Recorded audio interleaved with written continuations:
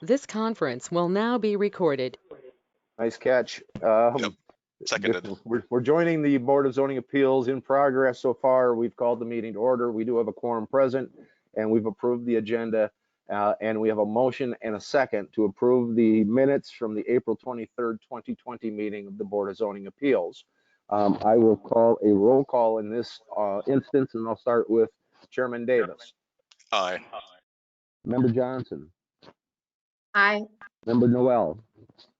Aye. Member Potts. Aye. Thank you. The minutes of the April 23 meeting are approved. Tonight you are scheduled to hold a public hearing concerning a conditional use application submitted by Brad Baker to construct or establish what would be known in your zoning code as indoor sports and recreation. Mr. Baker is the baseball coach at Gustavus Adolphus, but this is a private venture. And largely it will contain batting cages and people will be throwing balls around inside. But I suppose I could envision perhaps a couple alternative uses that Mr. Baker is willing to provide it for lease. There may be some interest in some private recreational organizations or interests. The property in question is being assigned an address of 967 North 3rd Street. It is the vacant property on the back half of the block from Old Minnesota Avenue, directly across 3rd Street on the south side of the Hy-Vee property. It's zoned C4, Highway Service Commercial, and it is zoned in the Gateway Overlay District, which is a matter being considered by the City Council on the 26th. Mr. Baker would like to find the privately financed field house. Indoor sports and recreation are defined as uses conducted within an enclosed building. Typical uses include bowling alleys, billiard parlors, ice and roller skating rinks, and penny arcades. While batting cages and field house are not specifically noted, in ours it is use classification. So this is the use in your zoning ordinance it would be mostly aligned with. Baker intends to construct a 60 by 80 or 4,000 square feet structure. The site plan that you show in your packet shows 8 parking spots. They are adding a 9th, which can be reasonably accommodated with the addition of 1 on the north end of what's shown as the current parking lot. Balance of the property to the north will remain vacant. It will abide by all of the building codes that are administered by a building official, Dean Bussey. Given that indoor sports and recreation.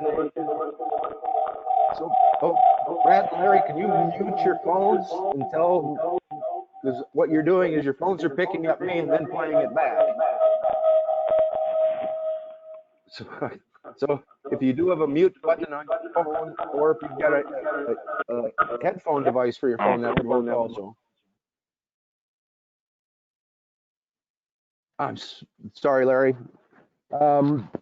As a conditional use, it's appropriate to consider it in relation to the 17 standards that are in the city council or the zoning code in Article 7, Section 24-643. As the Planning Commission reviewed the development in light of those 17 conditions, there really was nothing that could be identified. The property can be served adequately by the transportation system. It will not overwhelm and can adequately be served by the utility system. I wouldn't expect to cause any difficulty or any problem with other neighbors due to noise or activity or such. So as I had reviewed them and recommended to the Planning Commission, the only condition that I had recommended was, given that the property is in that watershed, at some point the city needs to construct a regional stormwater basin. To that end, we've acquired the former Ken Dahlgren property, which was the Minnesota Modular Homes, as well as the property that was owned by the Billboard Company along the highway. And so that will be the site of a future regional basin. And when that is constructed, the properties in that drainage shed will be assessed a proportionate share of that drainage. So if it's a 100-acre drainage area, you have a 2-acre lot, you'd pay 2% of the cost of the construction of that lot when it is built. At the time that it is built will be determined by further developments in the area, and it's more information that I could reasonably explain related to the MS4 permit administered by Public Works Director Moulton and his crew. So to that end, given one of the conditions to be reviewed is that the adequate utilities be available. The only condition I had recommended to the Planning Commission was that Mr. Baker acknowledge the future assessment for when the regional stormwater basin is built that would serve the drainage area that he is in. At this point, I would ask Mr. Baker, do you have any comments before I open it up to the public, which I don't see any public? So Brad, you want to add anything? Yeah, I don't have anything really to add. I'd be open to any questions that anybody has, but we're excited to see if we can put this building up, and we think there's an unmet need in southern Minnesota for something like this, and there's lots of reasons why we're doing it, but we're excited to get started, and and appreciate any help or comments you guys have. Okay, thank you, Brad. At this point, before we take questions from the commission, I'm going to go through the formality of opening and closing the public hearing. So at this time, at 5:40 p.m., I would open the public hearing regarding the Baker conditional use permit. Would anyone want to address the Board of Zoning Appeals? As expected, seeing none, at this point, again, at 5:40, I would close the public hearing. At this time, I'm going to open it up to questions and comments from the board, and I'm going to start with Member Johnson. Russ, can you remind me of the notices that are sent out to nearby businesses? In this case, all the property owners within 350 feet would have received a mailed notice. We also had a published notice in the Herald, and we had it posted at City Hall. After the first notice was mailed out, we realized we had an error in the go-to-meeting address, so then we followed that up like the next day with a postcard to those people saying we made an error in the meeting numbers. This is the proper data to access that meeting. But it goes to the property owners, not the business tenants. I see. That's my only question at this time. Okay, thank you. Member Noel. Having discussed this extensively with planning and zoning, I have had all my questions answered, so thank you. Thank you. Member Davis? Yep, likewise with Councilmember Noel. We're excited about the project. Yep. Larry, do you have any questions you want to put in the chat? Type into the chat. Okay. There is a resolution that has been prepared for your consideration. It is on page 19 and 20 of the agenda packet. The resolution then does follow the recommendation of the Planning and Zoning Commission to grant a conditional use permit to Brad Baker for establishment of the sports and indoor recreation at 967 North 3rd Street. The only condition would be that the applicant acknowledges that an assessment proportionate to its share of the total drainage area would be levied against the 967 North 3rd Street property at such time as a regional stormwater basin is conducted that benefits the property. Would any member be inclined to move the resolution? Noel will move. We have a motion by Noel. Is there a second? Larry Johnson will second. Or Larry can get it.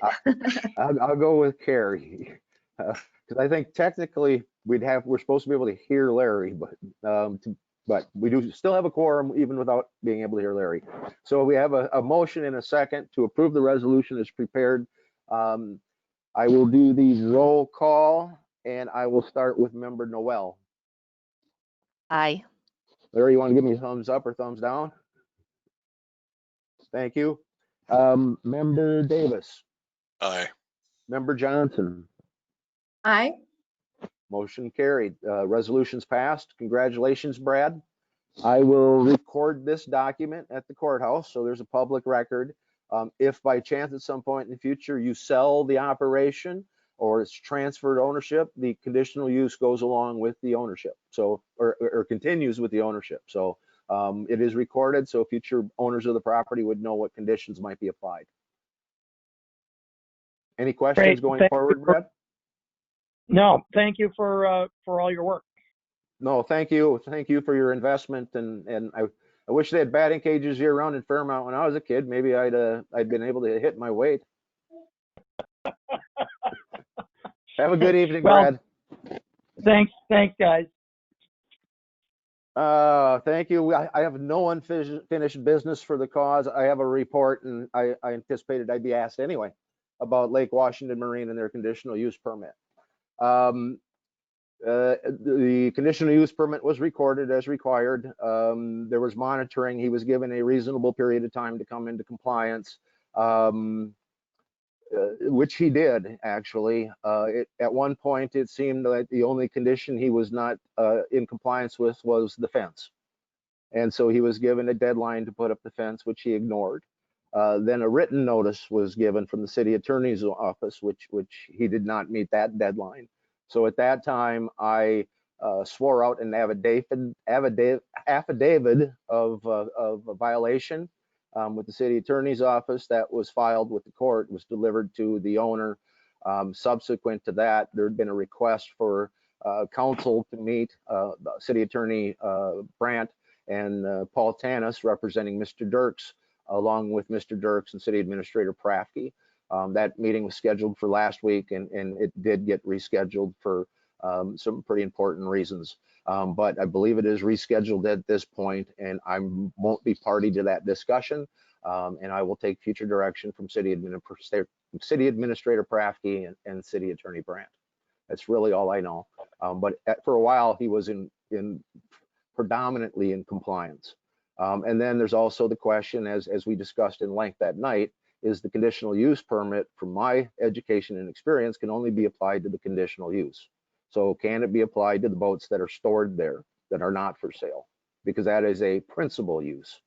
And so if he didn't have a conditional use permit, we couldn't tell him he couldn't store boats here, he couldn't store boats there on the property. So it is a very, very detailed issue, and it's kind of messed up a little because it's a mismatch of permitted and then the conditional use.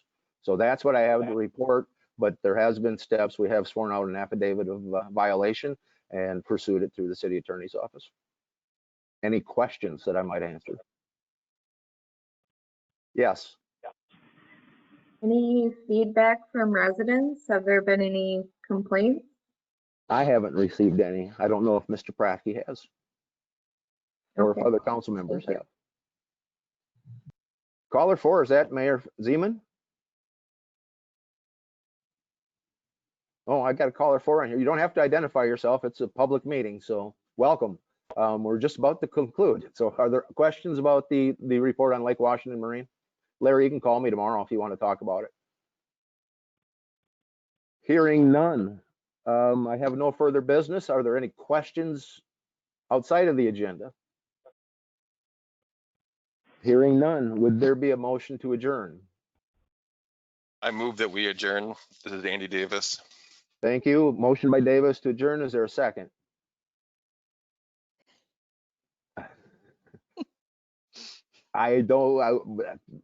Jerry Johnson will second.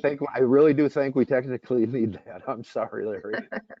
You have to have Charlie's wife come over and check out your technology, and she'll figure out why we're not working. We have a motion and a second to adjourn. All in favor of adjournment, say aye. Aye. Aye. Aye. Opposed, same sign. We are adjourned. Have a wonderful evening, folks. Larry. Thank you. Thank you.